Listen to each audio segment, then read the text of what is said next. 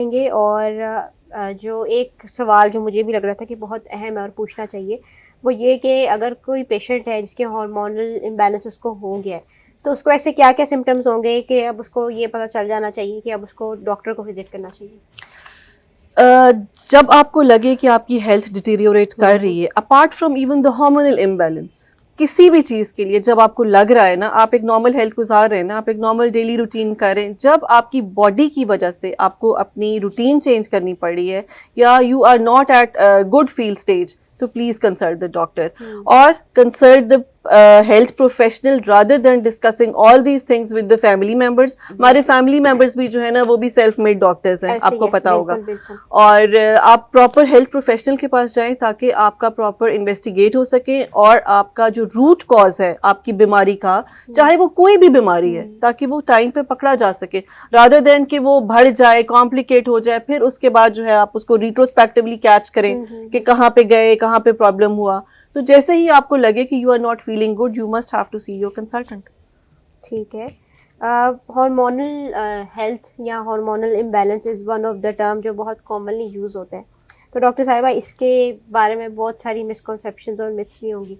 क्या उनमें से कुछ आप ऑडियंस को बताएँगी कि जो वो सुनते हैं उन पे उनको यकीन नहीं करना और टाइमली उन्हें डॉक्टर के पास जाना है? अच्छा, इसके लिए जो मेरा सिर्फ एक वन लाइनर है और वो ये है कि get the expertise of the doctor rather than staying at home and consulting the Google.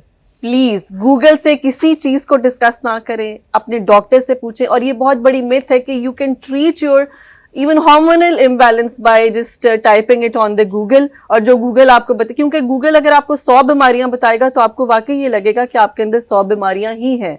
सो मैं फिर यही कहूंगी कि ये सबसे बड़ी मिथ है कि आप अपना हार्मोनल इम्बैलेंस खुद से ट्रीट कर सकते हैं। No, please go and consult your doctor. ठीक है। डॉक्टर साहिबा, अगला सवाल जो है वो भी बड़ा इम्पोर्टेंट है। वो ये है कि जो हार्मोनल हमारी हेल्थ होती है, वो हमारी लाइफ की जो स्टेजेस होती हैं वो बिल्कुल। उसमें किस तरह जो है वो चेंज होती जाती है। जिस तरह प्यूबर्टी आती है, प्रेगनेंसी आती है, फिर मेनोपॉज आता है।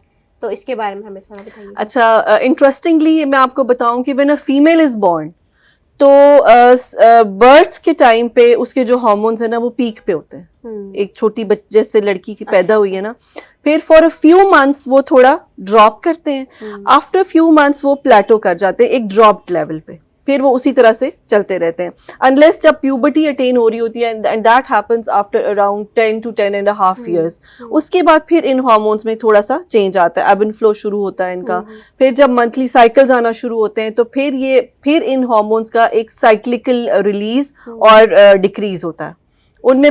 फिर आगे एक डिफरेंट टॉपिक है जिसमें मैं बताऊं कि उन 28 डेज में वो हार्मोन्स की किसी डे पे किसी हार्मोन की पीक आ रही है, किसी का हुँ, लोएस्ट हुँ, पॉइंट आ हुँ, रहा है। हुँ। लेकिन फिर जितने अरसे फिर ये पीरियड फेज चलता है, उसमें फिर ये मंथली चेंज होती है इनकी हुँ, हुँ, कॉन्सेंट्रेशन। हुँ, फिर एक आता है पेरीमेनोपॉजल स्टेज, जिसमें आहिस्ता आहिस्ता फिर ये हार्मोन्स जो है वो डिक्लाइन करना शुरू हुँ, करते हैं, हुँ, हुँ। अनलेस मीनोपॉज जिसमें जाके ये ऑटोमेटिकली जो हार्मोन्स हैं उनका डिक्रीज शुरू हो जाता है। ठीक है।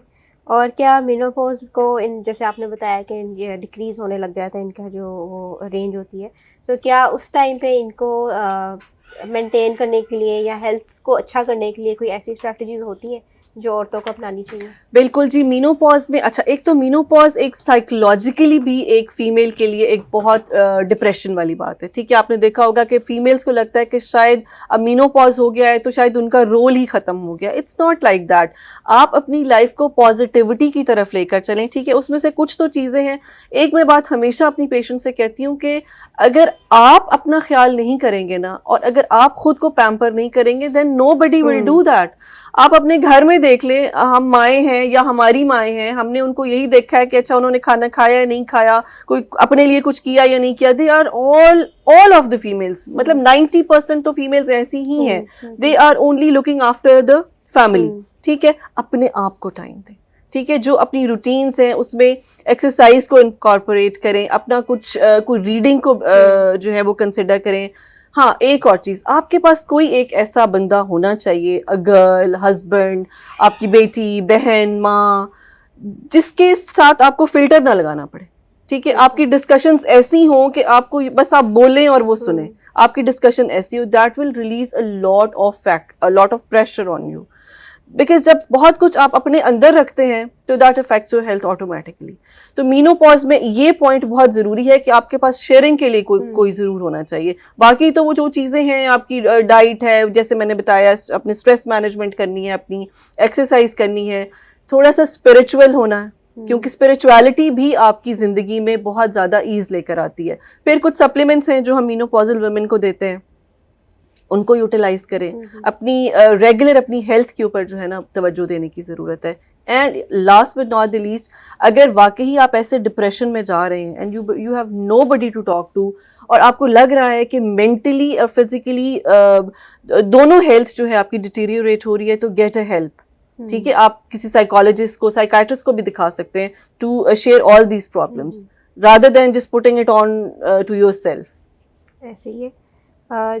इस सेक्शन का जो लास्ट क्वेश्चन है आपसे वो मेरा ये है कि फीमेल्स जो होती हैं अक्सर उनको बर्थ कंट्रोल के लिए कुछ मेडिसिन यूज़ करनी पड़ती हैं, तो क्या इसका भी कोई इफ़ेक्ट होता है हार्मोनल इम्बैलेंसेस पे, और इसी के साथ साथ इसके क्या पोटेंशियल जो है साइड इफ़ेक्ट्स होते हैं हेल्थ के ऊपर? आप बर्थ कंट्रोल की बात करें। अच्छा, बर्थ कंट्रोल क्योंकि दे इटसेल्फ आर हार्मोन्स, लेकिन ये रिवर्सिबल होता है। लाइक आपको जैसे इसका हम करते हैं जी 21 डेज लेनी है आपने, फिर स्टॉप करनी है, फिर पीरियड्स आएंगे, फिर पीरियड्स आने के बाद आपने दोबारा से नेक्स्ट टेबलेट स्टार्ट करनी है। जो टेबलेट आप ले रहे हैं ना वो उसी साइकिल के लिए इफेक्टिव है। उसमें ये नहीं है कि सपोज आपने जनवरी में कॉन्ट्रासेप्टिव पिल ली है तो उसका इफेक्ट फरवरी या मार्च तक चलेगा, ऐसे नहीं होगा। वो जिस मंथ, बल्कि अगर हम जब कॉन्ट्रासेप्टिव एडवाइस करते हैं ना तो उसमें भी हम ये कहते हैं कि अगर आपने एक दिन की मिस की है तो next day you have to take 2 tablets. 2 दिन मिस हुई है तो 3 टैबलेट्स लेनी है आपने, लेकिन अगर कंसेक्यूटिवली 3 मिस हो गई है तो फिर कॉन्ट्रासेप्टिव रोल उसका खत्म हो जाएगा। ठीक है, तो मतलब इनका ये 72 आवर्स से ज्यादा जो है इनका इफेक्ट नहीं होता। तो ये एक मिथ है कि जी मैंने अगर किसी को आगे इनफर्टिलिटी हो गई है तो वो टेबलेट्स क्यों के ली थी तो उस वजह से थोड़ा सा हो गया। उसकी कॉम्प्लिकेशन या साइड इफेक्ट्स मतलब इस तरह से इतने ज्यादा नहीं है, ये थोड़ी सी ब्लोटिंग फील होती है। और बहुत से लोगों का ये ख्याल है कि इनसे जो है वेट गेन होता है, हालांकि वो मिनिमल होता है। वो उनकी अपनी जो रूटीन और लाइफस्टाइल है वो ज्यादा रोल प्ले करते हैं वेट गेन में। इन टेबलेट्स का वेट गेन में रोल नहीं है। ठीक है डॉक्टर साहिबा, हमने अपने सोशल मीडिया पे लाइव सेशन को अपलोड करने से पहले जो है ना हमने एक सेक्शन का आगाज़ किया है जिसमें जो जनरल ऑडियंस है ना जो हमें देखेंगी वो हमसे कुछ सवालात पूछती हैं। तो जो पहला सवाल हमारे पास आया हुआ है वो है कि क्या जो हार्मोन्स होती हैं ये फर्टिलिटी पे और रिप्रोडक्टिव हेल्थ पे इफेक्ट करती है? जी बिल्कुल, आपकी फर्टिलिटी के लिए आपके हार्मोन्स का बैलेंस होना बहुत ज़रूरी है। और ये जैसे कि मैं डिटेल से बता चुकी हूँ, the techniques and medication and how to just keep the hormones balance. तो क्योंकि फर्टिलिटी है ही हार्मोन्स का रोल प्ले। हार्मोन ठीक होंगे एग बनेगा, एग रिलीज होगा। अगर हार्मोन ठीक नहीं है तो फीमेल का एग भी नहीं बनेगा, एग रिलीज भी नहीं होगा। सब कुछ हार्मोन्स पे ही डिपेंड करता। ठीक है, अगला सवाल जो है वो बड़ा अच्छा सवाल है और जब मेरी आपसे डिस्कशन हो भी रही थी मैं उस टाइम पे भी सोच रही थी, जब भी हार्मोन्स की बात करते हैं तो हम कहते हैं कि जी औरत की जो हेल्थ है ना वो उस पर इफेक्ट कर रही है। तो क्या ये सिर्फ औरत को ही इफेक्ट करते हैं या अगर आदमी की सेहत की हम बात करें तो उसमें भी इनका कोई इंपॉर्टेंट रोल है? नहीं जी, देखिए जो जैसे मैंने शुरू में बताया था ना कि 40 ग्लैंड्स हैं, जो 40 ग्लैंड्स औरत में है ना वो 40 ग्लैंड्स आदमी में भी है। ठीक है, हाँ ये जरूर है कि जो रिप्रोडक्टिव ग्लैंड्स हैं उनमें थोड़ा डिफरेंस है, बाकी तो सब वही हैं। आपके पिट्यूटरी हार्मोन के जो पिट्यूटरी ग्लैंड के जो हार्मोन्स हैं वो भी मेल फीमेल में एक जैसे हैं। थायराइड है, एड्रिनल्स हैं, वो सब मेल फीमेल दोनों में हार्मोन्स हैं।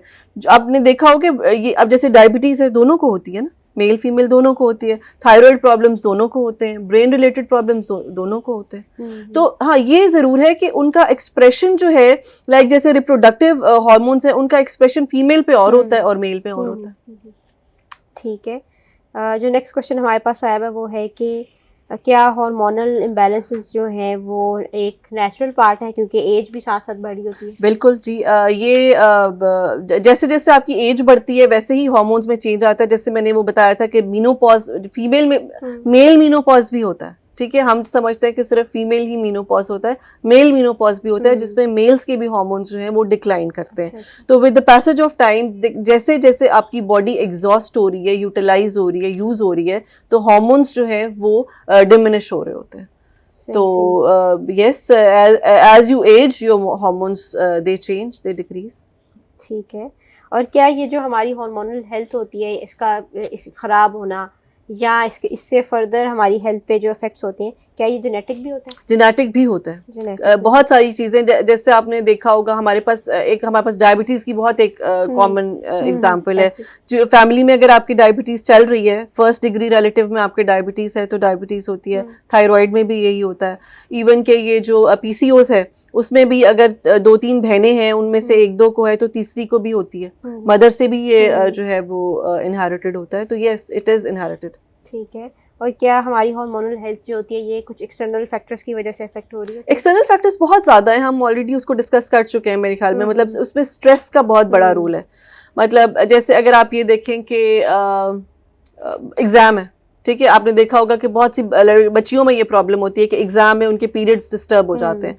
वो पीरियड्स मैंने आपको बताया कि वो टोटली दैट हार्मोन डिपेंडेंट हैं। जब स्ट्रेस होता है उनके हार्मोन्स ख़राब होते हैं तो पीरियड्स में या अप एंड डाउन हो जाते हैं, कभी आ रहे हैं कभी नहीं आ रहे। एक लड़की की शादी हुई है, नए घर में गई है, थोड़ा स्ट्रेस होता है, आपकी जगह चेंज हो रही है, आपका अपनी चीज़ें चेंज हो रही हैं, उसकी वजह से ठीक है, ज़रूरी नहीं कि वहाँ पे उसको टॉर्चर ही हो रहा है तो उसको स्ट्रेस होगा, एक जगह चेंज करने का भी वो होता है। तो ये सारे फैक्टर्स जो हैं external factors, they do play a role. Smoking का रोल है, अल्कोहल इसका रोल है, ये जो वाइट शुगर हम कंज्यूम करते हैं ना, ये that is playing havoc in our health. ठीक है। इन द एंड डॉक्टर साहिबा, मैं आपसे कंक्लूडिंग रिमार्क्स लेना चाहूँगी। कंक्लूडिंग रिमार्क्स में मैं यही कहूँगी कि take good care of your yourself आप को नेगेटिव और अनड्यू एग्जॉशन की बजाय पॉजिटिविटी की तरफ लेकर आएँ। अपनी काउंसलिंग करें, अपनी जो पॉजिटिव चीज़ है उस पर फोकस करें। हर बंदे को पता होता है कि उसमें क्या चीज़ पॉजिटिव है और क्या चीज़ नेगेटिव है। नेगेटिविटी को थोड़ा सा जो है ना वो मैं कहूँगी अंडर द ब्लैंकेट करें और अपनी पॉजिटिव वाइब्स को जो है वो फ्लरिश होने दें। Thank you so much doctor Sadia, आपने हमें अपना कीमती वक्त दिया और उसी के साथ साथ जो आपने इन्फॉर्मेशन शेयर की है वो भी बहुत वैल्यूएबल है। और जिस तरह से आपने एक्सप्लेन किया है रियल लाइफ एग्जांपल्स को अंदर ला के, तो वो जो था ना आई थिंक बहुत अच्छा होगा हमारी ऑडियंस के लिए जो हमें देखनी है। डॉक्टर साहिबा ने बहुत अहम बातें की है इस सेशन के अंदर, और जो इम्पोर्टेंट चीज़ थी वो ये थी कि थोड़ी सी लाइफस्टाइल मॉडिफिकेशन करके या थोड़ा सा अपने लिए कुछ करके, जैसे अगर हम देखें डाइट की बात करें और अपने लिए अगर हम एक्सरसाइज के लिए थोड़ा सा टाइम निकालें तो इससे हम अपनी हेल्थ को बहुत सारी ऐसी बीमारियों से बचा सकते हैं, टाइम से पहले ही हम बचा सकते हैं। हम इसी तरह लाइफ स्टाइल के साथ आते रहेंगे। अंटिल नेक्स्ट टाइम, अल्लाह हाफिज़।